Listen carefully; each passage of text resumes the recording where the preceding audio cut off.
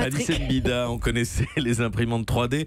Voici qu'arrivent maintenant les imprimantes 2D et demi, c'est ça? Donc c'est moins bien que les 3D.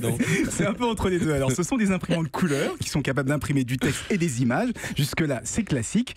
Mais elles peuvent aussi imprimer des textures. Ça veut dire qu'elles peuvent reproduire le motif rugueux du cuir, par exemple, les fibres du tissu et même le granulé du papier de verre. Moi, j'en ai eu entre les mains. C'est assez impressionnant. Alors l'imprimante ne reproduit pas la matière, la matière elle-même exactement. Elle est simplement capable de recréer des micros tout petits reliefs. Et on les appelle 2,5D, 2D et demi, parce que les reliefs créés ne dépassent pas les 3 mm, alors qu'une imprimante 3D classique, elle, est capable de fabriquer des objets de n'importe quelle taille. En tout cas, attendez-vous à en voir de plus en plus, puisque les premiers modèles vont sortir dans quelques mois, chez Casio notamment. Alors je vois pas bien à quoi peut se servir du papier avec des reliefs de 3 mm.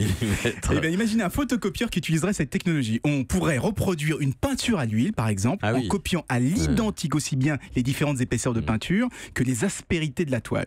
Alors, c'est pas une imprimante pour faussaires, on pourrait aussi imprimer beaucoup plus facilement du braille pour les aveugles, des dessins en relief sur les livres pour enfants. Est-ce que c'est très compliqué aujourd'hui d'imprimer des renflements sur du papier? En général, on utilise une grosse presse et on appuie très très fort sur le papier et ça coûte très très cher. Là, tout se passe à l'intérieur d'un papier spécial qui ressemble à du carton et on a incorporé à l'intérieur des micro-poudres de plastique qu'on peut faire gonfler de façon ultra précise avec de la chaleur. C'est rapide?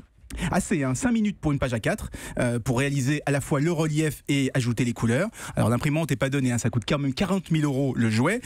Donc les premiers clients sont plutôt des cabinets de design, comme ça ils pourront très rapidement prototyper, imprimer leur création avec un véritable aspect bois, cuir ou tissu. Mais l'objectif c'est évidemment qu'un jour on puisse nous aussi faire nos cartes de vœux et nous faire part en relief directement chez soi. Merci à vous et à demain, Alison Bida.